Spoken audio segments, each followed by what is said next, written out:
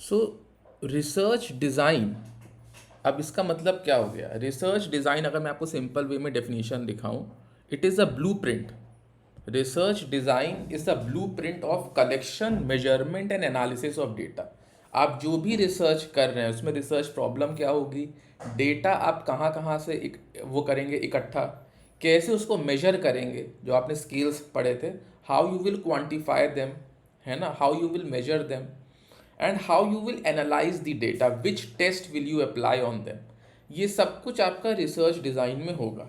तो आप इसको लिख लीजिए, स्क्रीन में भी देखिए डेफिनेशन दी हुई है, बट मैं भी आपको एक डेफिनेशन लिखवा दे रहा हूँ। This definition has been given by William Zikmund. All right, ये एक प्रॉपर डेफिनेशन है। रिसर्च डिज़ाइन आप लिख सकते हो, research design is defined as a master plan, एक मास्टर प्लान है, स्पेसिफाइंग, क्या स्पेसिफाई करता है, specifying the methods and procedures, for collecting and analyzing the needed information. ठीक है, ये डेफिनेशन समझ में आ रही है? मैंने चैट बॉक्स पे लिख दिया। तो रिसर्च डिज़ाइन एक बेसिक एक ब्लूप्रिंट है। यहाँ तक बात समझ में आ रही है?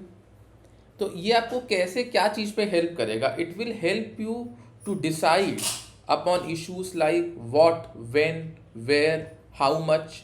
ठीक है, it will help you in deciding these issues. यहाँ तक बात समझ में आ रही है कि कैसे रिसर्च करना है, कितना रिसर्च करना है, ये सारी चीज़ें आपको एक outline it will give you. Okay, that where are you going in your research. अब एक गुड रिसर्च डिज़ाइन कैसे आप बनाओगे, क्या होना चाहिए गुड रिसर्च डिज़ाइन में, क्या चीज़ें होनी चाहिए गुड रिसर्च डिज़ाइन में? तो देखिए, उसमें एक ऑब्जेक्टिविटी होनी चाहिए, there has to be an objectivity. Proper object क्या है रिसर्च का वो क्लियर होना चाहिए। ठीक है, so research has to be very objective. What is the object of the research? All right, ये आपके रिसर्च डिज़ाइन में क्लियर होना चाहिए। Secondly, reliability. रिसर्च डिज़ाइन जो भी टेस्ट इस्तेमाल कर रहा है वो सब रिलायबल होने चाहिए, जो भी मेथड्स इस्तेमाल कर रहा है वो सब रिलायबल मेथड्स और टेस्ट होने चाहिए। इसको नोट करते जाओ, सब एग्ज़ाम में आएगा। ठीक है, देन वैलिडिटी। रिसर्च डिज़ाइंस जो आप डेटा ले रहे हो सब सही लेना, मतलब data has to be valid, कोई फेक नहीं होना चाहिए, तो वैलिडिटी होना चाहिए। सफिशियंट इन्फॉर्मेशन, आपकी रिसर्च डिज़ाइन में सफिशियंट इन्फॉर्मेशन होनी चाहिए कि कैसे you will conduct the data. ठीक है, sufficient information. Then you have flexibility. Research design थोड़ा फ्लेक्सिबल होना चाहिए कि जब आप रिसर्च कर रहे हो और आपको अगर कुछ चेंजेस की रिक्वायरमेंट हो, then those changes can be done. Lack of error, error कम होना चाहिए। ठीक है, लैक ऑफ एरर। तो ये आपका एक रिसर्च डिज़ाइन के फीचर्स हैं जो कि एक अच्छा रिसर्च डिज़ाइन है। तो रिसर्च डिज़ाइन का यूज़ क्या होगा कि रिसर्च आपके एक अच्छे वे से हो पाएगी, क्योंकि आपके पास एक आउटलाइन है, रिसर्चर को एक गाइडेंस मिलती जाएगी कि अब उसको पहले स्टेप के बाद क्या करना है। पहले उसको रिसर्च प्रॉब्लम डिफाइन करनी है, फिर उसको क्वेश्चनेयर बनाना है, लिटरेचर रिव्यू करना है, कौन सा टेस्ट लगाना है, ये कैसे लगाएगा, कहाँ से सैंपल लेगा, सब उसने रिसर्च डिज़ाइन में सब बना रखा है। ठीक है, अब मेन आपका 3 टाइप्स है रिसर्च डिज़ाइन का। आप 4 टाइप लिख सकते हो। पहला, 4 टाइप्स ऑफ रिसर्च डिज़ाइन, ये एग्जाम में आता है। What is research design and what are the types of research design. ठीक है, यही आपका क्वेश्चन आएगा। 4 टाइप्स ऑफ रिसर्च डिज़ाइन। आप लोग क्लास में हो? उज़मा, आप क्लास में हो? Yes, sir. सिया, आप हो? Yes, sir. Palak, are you there in class? Yes, sir. Okay, very good very good. मेरे को पता नहीं ना, क्या पता आप लोग ऑन करके चले गए। That is why I ask in between, questions भी पूछता रहता हूँ। So 4 types of research designs are there. ठीक, तो अब ये आपके एग्जाम में क्या क्वेश्चन आएगा, what do you mean by research design, what are the types of research design. ठीक है, तो what do you mean by research design तो आपने समझ गया आप क्या होता है रिसर्च डिज़ाइन। अब 4 टाइप्स ऑफ रिसर्च डिज़ाइंस क्या है वो समझना है। पहला इसमें है exploratory research, exploratory research research. दूसरा इसमें है descriptive research, research.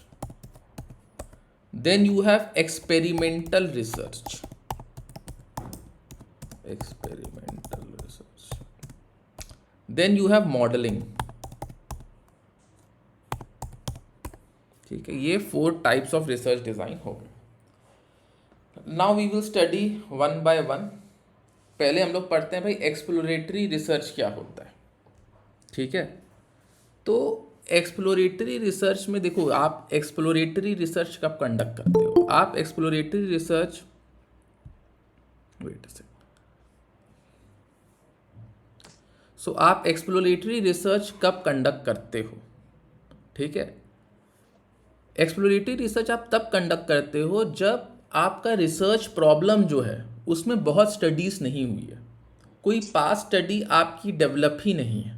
All right, तब आप एक्सप्लोरेटरी रिसर्च कंडक्ट करते हो। तो बेसिकली एक्सप्लोरेटरी रिसर्च का मतलब आप रिसर्च प्रॉब्लम को सर्टेन करने के लिए एक रिसर्च कर रहे हो। ठीक है, ताकि इसमें फ्यूचर में और रिसर्च हो पाए, कोई बहुत नई चीज़ है उसको आप एक्सप्लोर कर रहे हो, उसके लिए आप एक्सप्लोरेटरी रिसर्च करते हो। ठीक है, अभी मैं एक बार फिर से ब्रीफली रिपीट कर दे रहा हूँ कि अब तक हमने पढ़ा है रिसर्च डिज़ाइन। रिसर्च डिज़ाइन क्या होती है, रिसर्च डिज़ाइन एक मास्टर प्लान होता है, एक ब्लूप्रिंट होता है कि how you will conduct your research. ठीक है, जिसमें आप कहाँ से डेटा लोगे, कहाँ से इन्फॉर्मेशन लोगे, कैसे आप करोगे, कौन सा टेस्ट लगाओगे, ये सब चीज़ें हैं। ठीक है, तो ये आपका रिसर्च डिज़ाइन होता है। और 4 टाइप्स आपको बताया हुआ है, exploratory, descriptive, experimental and modelling. ठीक है, सो अब आप देखो, पहले लिखो एक्सप्लोरेटरी रिसर्च के कुछ पॉइंट्स लिख लो, ये आपका एग्जाम में आएगा। ठीक है, तो इसको लिख लो, research design and types of research design. Exploratory research, तो एक्सप्लोरेटरी रिसर्च में क्या है, you probe the research problem to get better understanding of it। ठीक है, so researcher try to conduct और try to uncover the hidden और unknown facts of the phenomena. ठीक है, जैसे for example online education covid के दौरान बहुत हुई, तो अब ऑनलाइन एजुकेशन पे अगर पहले, जब क्योंकि कोविड के पहले रेगुलर वे में तो ऑनलाइन एजुकेशन नहीं हो रही थी, तो ऑनलाइन एजुकेशन में क्या क्या चैलेंजेस आएंगे, हो सकता है इस पर बहुत रिसर्चेस हुई ना हो। ठीक है, या जब इंटरनेट नहीं था उसके पहले तो ऑनलाइन रिसर्चेस नहीं हुई थी, तो इंटरनेट जब आ गया तो उसके बाद लोगों ने इसमें रिसर्च किया कि ऑनलाइन एजुकेशन हो सकती है कि नहीं, कैसा इफेक्टिवनेस रहता है। ठीक है, तो अगर किसी भी टॉपिक पे स्टडी पहले से बहुत नहीं हुई है और आप उस टॉपिक को एक्सप्लोर कर रहे हो, तो आप बेसिकली आपका जो स्टडी होगा वो एक रिसर्च प्रॉब्लम या क्वेश्चन बनेगा फर्दर रिसर्चर्स के लिए।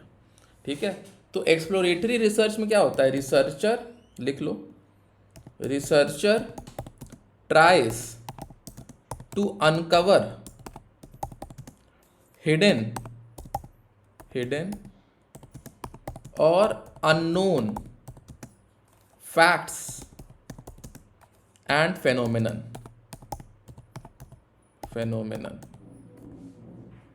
ठीक है, जब रिसर्चर के पास कोई पास डेटा नहीं होता, इसको कब कंडक्ट करते हैं, when researcher is not having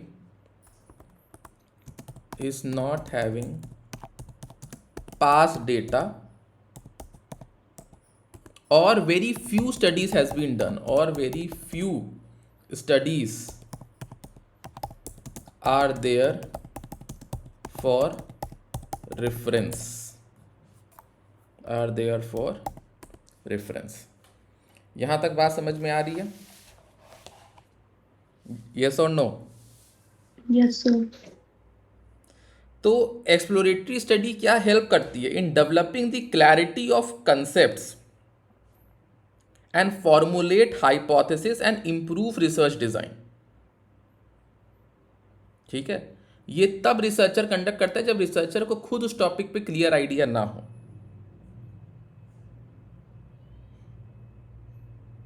ठीक है, तो ये आपके फ्यूचर स्टडीज के लिए हेल्पफुल हो जाता है। ठीक है, so exploratory studies helps in developing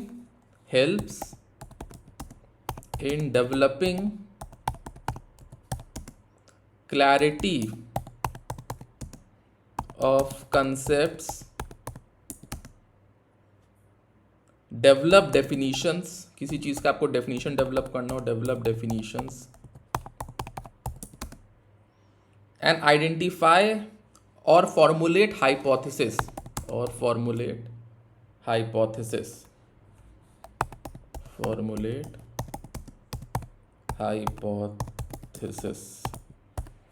ठीक है, तो ये बेसिकली आपका क्वालिटेटिव इन नेचर होगा, क्योंकि इसमें बहुत तो स्टडीज़ है ही नहीं, है ना, बहुत सी स्टडीज़ तो इसमें है ही नहीं। तो ये आपका जनरली क्वालिटेटिव इन नेचर हो जाता है। It is generally qualitative in nature.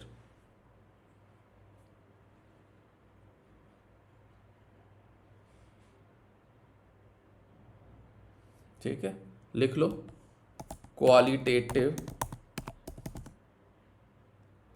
In nature. It is qualitative in nature. कैसे आप करोगे ये स्टडी, क्या के इसमें टूल्स क्या हैं एक्सप्लोरेटरी रिसर्च में, कुछ मैं आपको बता दे रहा हूँ। ठीक है, इसमें सबसे पहला है आपका फोकस्ड ग्रुप्स।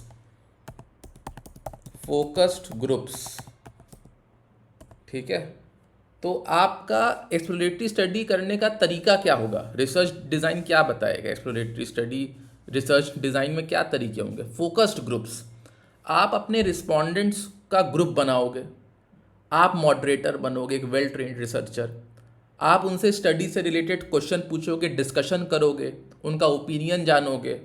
ठीक है, और उसके बाद आप उसको रिकॉर्ड करोगे, जब वो बोल रहे थे उनका एक्सप्रेशन क्या था, बॉडी लैंग्वेज क्या था, वो देखोगे। ठीक है, तो रिकॉर्डिंग करने से पहले आपको उनसे कंसेंट लेना पड़ेगा कि ताकि उनको पता रहे ये बात, है ना। तो और बेसिकली वो फ्रीली आपको, मतलब जो भी आपको लगता है कि ये एक्सपर्ट्स हैं, अब आप किनको सेलेक्ट करोगे रिस्पोंडेंट्स में जो आपके रिसर्च स्टडी में हेल्प दे पाएँ, जिनका ओपिनियन स्ट्रक्चर है ना, आप उनसे आप बेसिकली इंटरव्यू कर रहे हो, क्योंकि अभी ये जो प्रॉब्लम है ये वेल डिफाइंड नहीं है, आपके पास डेटा नहीं है, तब आप लोगों से पूछ रहे हो।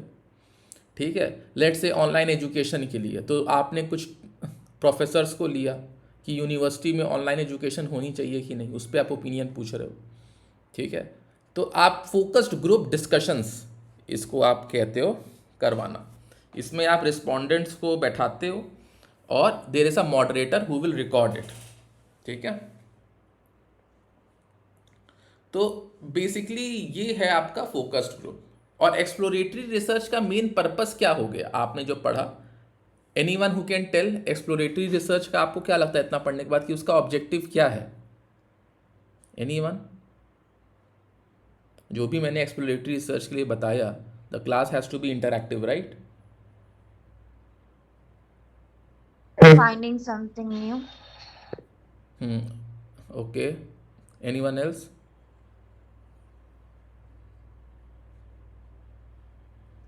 Identify the problem. और प्लस एक क्लैरिटी रहे प्रॉब्लम में। It is to discover some new idea regarding the phenomenon और to gain some new knowledge regarding the phenomenon which is very less known. ठीक है, तब आप एक्सप्लोरेटरी रिसर्च करते हो। एक तरीका क्या है, टेक्निक क्या है एक्सप्लोरेटरी रिसर्च करने की? पहला आपको बताया फोकस्ड ग्रुप्स, जिसमें आप पहले तो फोकस्ड ग्रुप के डिस्कशन का आप ऑब्जेक्टिव सेट करोगे, फिर आप मॉडरेटर सबको ब्रीफ करेगा फोकस ग्रुप को, फिर आप पार्टिसिपेंट्स कौन कौन से होंगे वो सेलेक्ट करोगे, फिर डिस्कशन होगा, फिर आप उसका रिकॉर्डिंग और नोट्स रिव्यू करोगे। ठीक है, और क्या है टेक्निक्स इसके एक्सप्लोरेटरी रिसर्च के? एक है इन डेप्थ इंटरव्यू। इंटरव्यूज में। जैसे कि फोकस ग्रुप में आपने रिस्पोंडेंट्स को बैठा के आप मॉडरेटर बने थे, इन डेप्थ में आप 1-to-1 इंटरव्यू करोगे। इसमें क्या है, 1-to-1 interviews, there is 1-to-1 interviews. ठीक है, इंडिविजुअल बेसिस पे आप इंटरव्यू रखते हो एक्सपर्ट्स का। आप इसमें ये इंटरव्यू आप हर एक एस्पेक्ट पे इन डेप्थ इन डिटेल पूछोगे। ओपन एंडेड क्वेश्चंस आप ज़्यादा पूछोगे ताकि रिस्पोंडेंट को मन में जो आए वो बता पाए। आप यस और नो में नहीं पूछोगे, आप ओपन एंडेड क्वेश्चंस पूछोगे। Active listening you have to do and you have to record the responses. ठीक है, तो ये काफ़ी लॉन्ग है, क्वाइट लॉन्ग और एक्सपेंसिव प्रोसेस है, टाइम टेकिंग है, आपको मल्टीपल इंटरव्यूज लेना पड़ सकता है। ठीक है, तो how you will ask in depth में, आप 2-3 टेक्निक का इस्तेमाल कर सकते हो इन डेप्थ इंटरव्यू के लिए। पहला कहते हैं लैडरिंग। लैडरिंग में क्या है कि भाई आपने एक सवाल पूछा, जो उसने जवाब दिया उसके बेसिस पे आपने दूसरा सवाल पूछा। ठीक है, फिर उसके बेसिस पे आपने तीसरा सवाल पूछा। ठीक है, जैसे अगर आपको जानना है ब्रांड का प्रेफरेंस, तो ये आप ब्रांड का अगर प्रेफरेंस जानना है तो आप ये सवाल पूछ सकते हो कि क्या नाम है कि आप ये प्रोडक्ट इस्तेमाल करोगे कि नहीं। मान लो कोई नया ब्रांड लॉन्च हुआ है, तो इसके पहले तो कोई स्टडी हुई नहीं होगी ना उस ब्रांड पे, तो अभी आपका एक्सप्लोरेटरी रिसर्च है। तो भाई अगला बोल रहा है कि हाँ मेरे को यूज़ करूँगा, तो आप पूछोगे वाई, रीजंस क्या है, क्यों यूज़ करते हैं, कैसे यूज़ करते हैं, हाउ। तो जो वो आंसर देता है उसके हिसाब से आप लैडरिंग के वे से क्वेश्चंस पूछते हो। फिर आपका हो गया hidden issue. Hidden issue questions, जो शायद से रिस्पोंडेंट्स ऐसे ना बताए। कुछ डिस्टर्बिंग एलिमेंट होता है रिस्पोंडेंट के लिए, शायद वो ऐसे ना बताए या उसको लगे ये सोशली एक्सेप्टेबल नहीं है, तो आपको उससे वो क्वेश्चंस का आंसर्स निकलवाना है। इसको कहते हैं हिडन इशू क्वेश्चनिंग। ठीक है,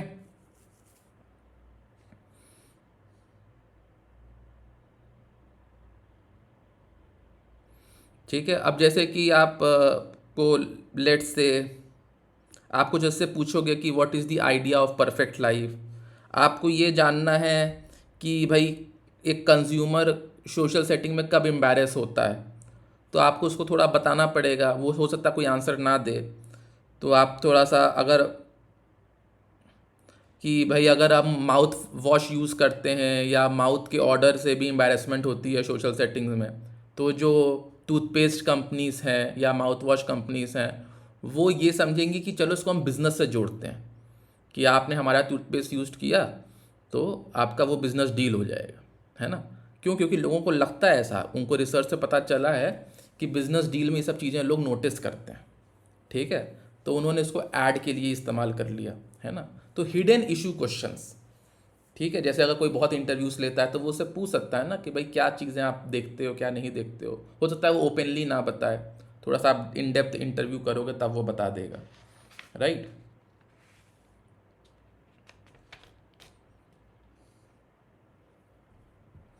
यहाँ तक बात समझ में आ रही है?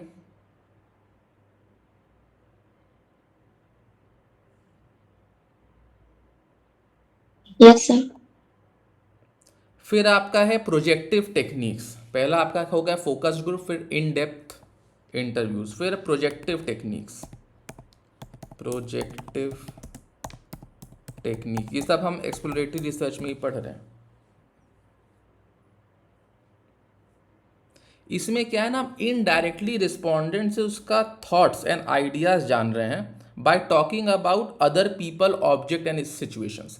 हम उसको कुछ स्टिमुलस देते हैं, वो क्या रिएक्ट करता है उससे हम उसका थॉट और आइडिया जानते हैं। ठीक है, तो हमने उसको कोई स्टिमुलस दिया, कोई बात पूछी और उससे हम इमीडिएट आंसर चाह रहे हैं कि उसको सोचने का बहुत समय ना मिले, तो वो उसको दिखाएगा कि वो इस ऐसे हमने कोई एक स्टिमुलस दिया या कोई कार्ड दिया या कोई डिज़ाइन दिया शफल करने के लिए, उसका फर्स्ट रिएक्शन क्या है ना, वो हम रिकॉर्ड करते हैं। ऑल राइट, तो ये आपका प्रोजेक्टिव टेक्निक्स है। ठीक है, लिख सकते हो आप प्रोजेक्टिव टेक्निक्स के बारे में। Projective techniques get respondents to communicate, respondents to communicate about something indirectly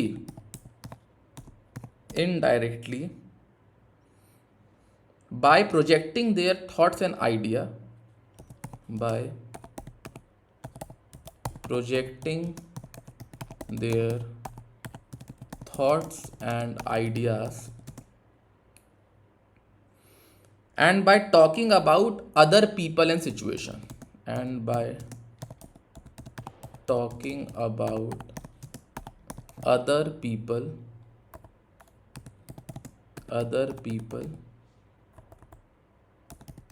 object and situations.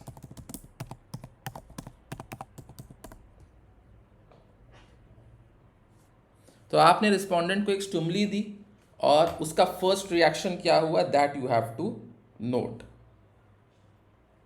ठीक, ये आपका हो गया इसमें प्रोजेक्टिव टेक्निक्स में। इसमें आप कुछ जो मैंने बताया, एग्जाम्पल दिया फर्स्ट रिएक्शन नोट करने का, प्रोजेक्टिव टेक्निक में इसको कहते हैं एसोसिएशन। एक होता है कंप्लीशन। आपने हाफ स्टेटमेंट दिए कि भाई people who drink coffee are blank छोड़ दिया, अब आपका जो ओपिनियन है डाल दो, है ना। A women who drinks green tea is, तो आप लिख सकते हो बहुत फिजिकली फिट है। A women who smokes is dash. ठीक है, तो जो भी आपके मन में आया आप भर दो। Green tea is most liked by dash. ठीक है, इस तरीके से आप लिख सकते हो कुछ भी। आपको बस ओपिनियन जानना है अगले पार्टी का, कुछ बायसनेस नहीं रखनी। ठीक है, तो इसको एसोसिएशन में क्या करते हो आप एक स्टिमुलस देते हो, फर्स्ट रिएक्शन देखते हो कि क्या है। ठीक है, green tea is good for health, first reaction क्या है। People who drink T R, first reaction क्या है। तो आपने स्टिमुलस दिया, फर्स्ट रिएक्शन देख रहे हो। ठीक है,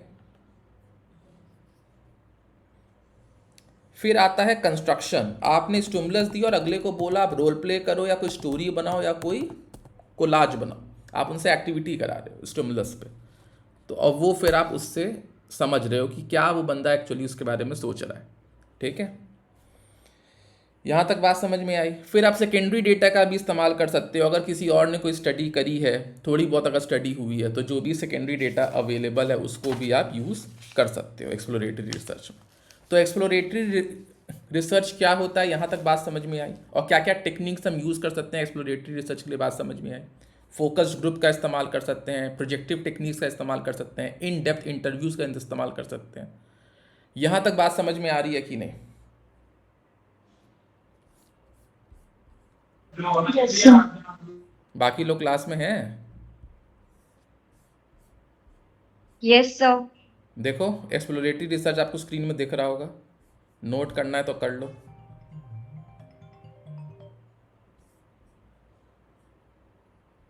फिर मैं आगे बढ़ा देता हूँ, है ना। I will try to send the notes as well. तो मैं आगे बढ़ा दे रहा हूँ, बट आप लोग पढ़ाई का करते हो, चलो ठीक है। अब हम लोग आते हैं डिस्क्रिप्टिव रिसर्च में।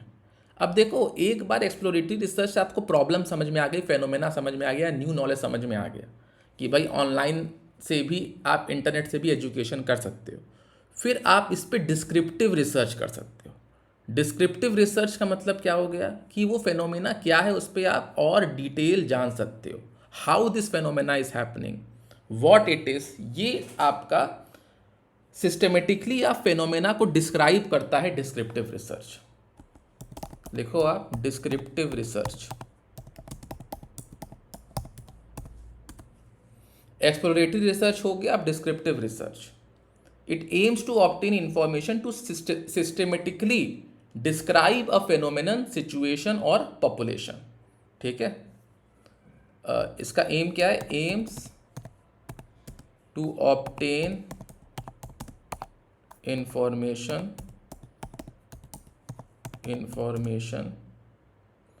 टू सिस्टेमेटिकली डिस्क्राइब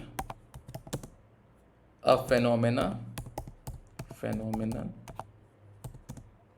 situation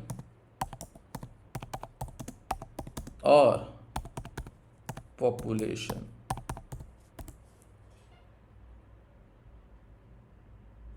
तो ये आंसर क्या करता है? What is the phenomena, when, where, how, ये सब क्वेश्चंस आपको डिस्क्राइब करता है। What, when, where, how. कुछ एग्जांपल्स, एनी एग्जांपल्स? आपको ये जानना है कि भाई जो जेनजी है वो सोशल मीडिया में कितना टाइम स्पेंड करती है, ठीक है। तो अब आप क्या करोगे? आप इस पे डिस्क्रिप्टिव रिसर्च कर रहे हो, ठीक है, कि कितना टाइम वो सोशल मीडिया से कितना इम्पैक्ट होते हैं, कितना इन्फ्लुएंस होते हैं।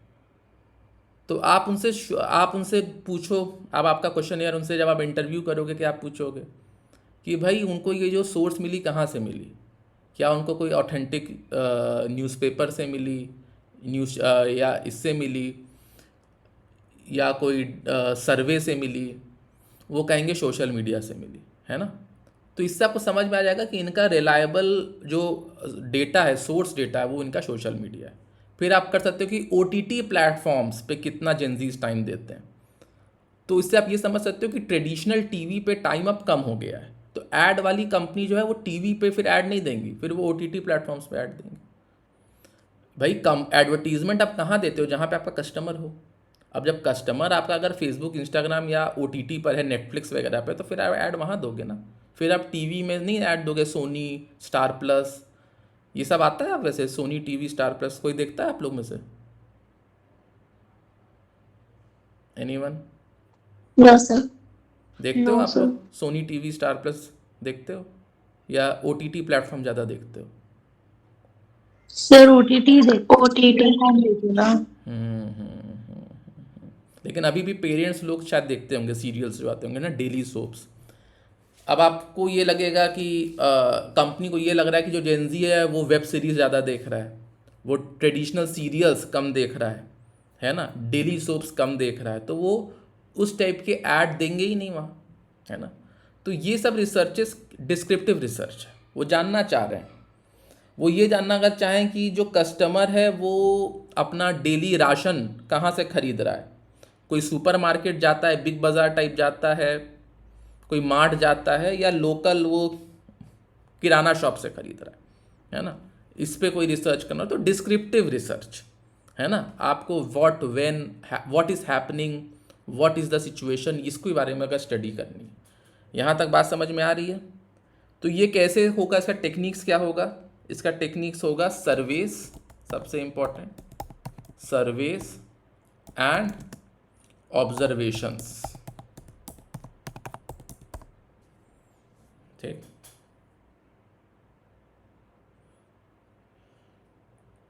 टू टाइप्स ऑफ, लिख लीजिए, two types of descriptive research. सबसे पहला क्रॉस सेक्शनल, ये मैंने आपको बताया है, क्रॉस सेक्शनल रिसर्च और longitudinal research.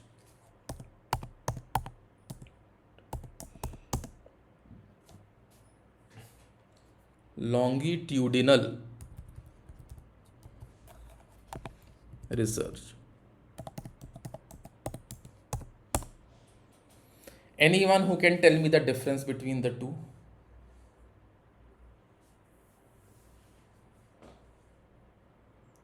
I think I have taught you in the class. Anyone who can tell me the difference?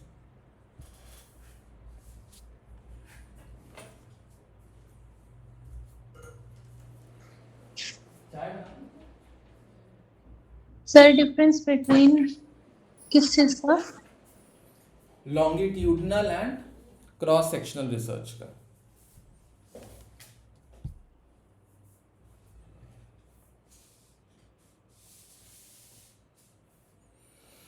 Yes.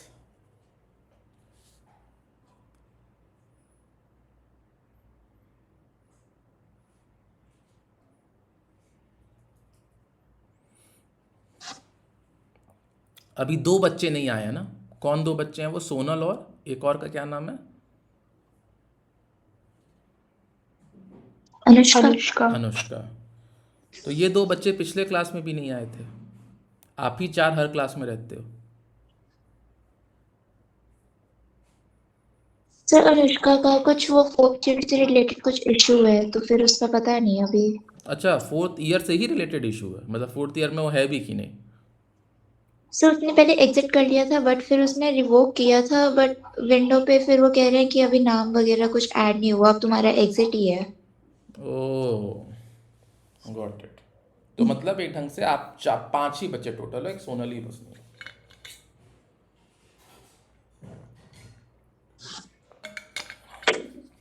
हाँ जी, कोई बताएगा मेरे को? किसी सर को नहीं? लॉन्गिट्यूडनल रिसर्च ऐसे over a period of time के लिए होता रहता है, ठीक है, like for a long period of time. And cross sectional research एक पॉइंट ऑफ टाइम के लिए होता है, सिर्फ लाइक एक पर्टिकुलर पॉइंट ऑफ टाइम कि हाँ, इस टाइम ठीक ऐसा है, है। वेरी गुड वेरी गुड, यही है। तो देखो आप करते क्या हो, लॉन्गिट्यूडनल और क्रॉस सेक्शनल। क्रॉस सेक्शनल में आप डेटा इकट्ठा करते हो एक स्पेसिफिक टाइम के लिए, लेकिन हर टाइप का सैंपल रहता है, ठीक है। मान लीजिए मेल भी सैंपल में है, फीमेल भी है, डिफरेंट रीजन के लोग हैं, है ना। कोई साउथ का है, कोई नॉर्थ का है, कोई वेस्ट का है, कोई ईस्ट का है। तो क्रॉस सेक्शनल है, मतलब हर टाइप का आपके सैंपल में हर स्ट्रेटा का लोग हैं, ठीक है।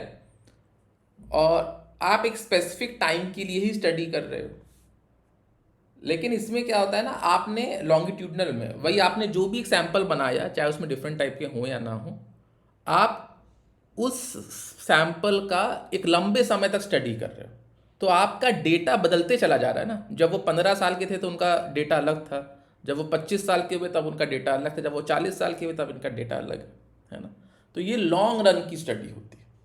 बात समझ में आ गई आप लोगों को? Yes sir. Now the last is experimental research.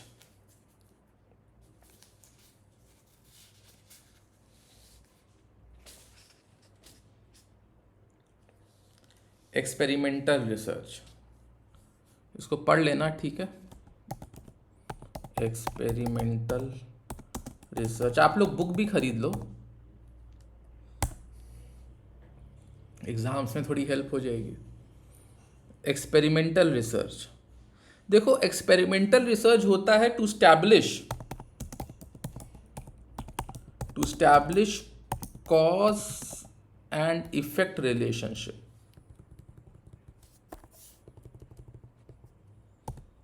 Cause and effect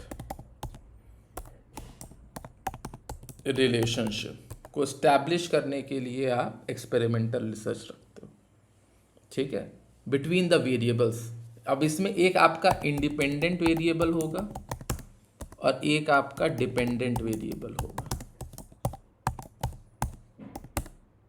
let's say आप ये देखना चाह रहे हो social media time spend and academics का आप रिलेशन देखना चाह रहे हो। आपने सैंपल लिया बच्चों का कि कौन बच्चे सोशल मीडिया में ज़्यादा टाइम स्पेंड करते हैं, या जो भी बच्चों का एग्जांपल लिया, उन बच्चों का आपने सोशल मीडिया का टाइम देखा और उनके स्कोर्स देखे, रिजल्ट्स देखे, उसमें आप देख रहे हो कोई को रिलेशन है कि नहीं, है ना। तो आप एक कॉज एंड इफेक्ट लगा रहे हो कि अगर नंबर कम आए तो उसका सोशल मीडिया कोई रीज़न है कि नहीं है, ठीक है। तो आपने सैंपल लिया, अब उसमें मान लो अगर बच्चा सोशल मीडिया में भी टाइम स्पेंड कर रहा है लेकिन उसके नंबर भी आ रहे हैं, तब आप समझ जाओगे कि सोशल मीडिया एक एंटरटेनमेंट पर्पस के लिए है, ज़रूरी नहीं कि वो स्टडीज़ हैम्पर कर रहा है, ठीक है। लेकिन अगर मान लीजिए ओवरऑल आपका रिजल्ट यही आ रहा है कि जो बच्चे सोशल मीडिया में ज़्यादा टाइम स्पेंड कर रहे हैं उनके नंबर खराब ही आ रहे हैं, जो कम टाइम स्पेंड कर रहे हैं उनके नंबर अच्छे आ रहे हैं, तब अभी समझ जाओगे कि सोशल मीडिया एक एंटरटेनमेंट नहीं, डिस्ट्रैक्शन है, ठीक है। वैसे ही अगर आपको स्टडी करनी है कि इम्पैक्ट ऑफ कुछ भी आप अगर स्टडी रखो, impact of fertilizers on agricultural productivity, कि फर्टिलाइज़र से आपका एग्रीकल्चर प्रोड्यूस कितना बढ़ रहा है, ठीक है। तो आप इसमें क्या हो गया, इसमें डिपेंडेंट वेरिएबल क्या है, आपका एग्रीकल्चरल प्रोड्यूस, क्योंकि वो डिपेंड कर रहा है किस पे, फर्टिलाइज़र पे, ठीक है। और आपका इंडिपेंडेंट वेरिएबल हो गया फर्टिलाइज़र। तो आप इसमें इंडिपेंडेंट और डिपेंडेंट वेरिएबल का स्टडी देखोगे। अगर आपको पहला वाला एग्जांपल था social media usage and academic score, तो इसमें डिपेंडेंट वेरिएबल क्या है, academic score. Social media time usage क्या है, इंडिपेंडेंट वेरिएबल, ठीक है, क्योंकि डिपेंडेंट वेरिएबल डिपेंड कर रहा है ना सोशल मीडिया पे कि इससे उसका स्कोर कम हो रहा है कि ज़्यादा, ठीक है। ये बात समझ में आ रही है। तो आप इसमें इंडिपेंडेंट और डिपेंडेंट वेरिएबल का रिलेशनशिप देखते हो कि इनमें कोई रिलेशनशिप है भी कि नहीं। कॉज एंड इफेक्ट रिलेशनशिप आप स्टैब्लिश करते हो एक्सपेरिमेंटल रिसर्च में। ये बात समझ में आ रही है कि नहीं, यस और no? Yes sir. Yes, sir. ठीक है।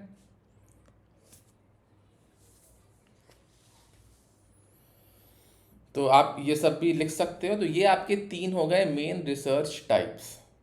All right, I will try कि मैं इसके नोट्स भी आपको भेज दूँ। यहाँ तक बात समझ में आई कि नहीं, आ गई समझ में? So now we are ending with the class. आज की क्लास हमने पढ़ा what is research design and what are the types of research design, या what are the research design approaches, ठीक है। और ये क्वेश्चन आपका एग्जाम में आ सकता है। So with this we are ending the class. Thank you all. I hope आप लोगों को समझ में आया होगा। Yes, sir. Okay, so thank you all. Thank you sir.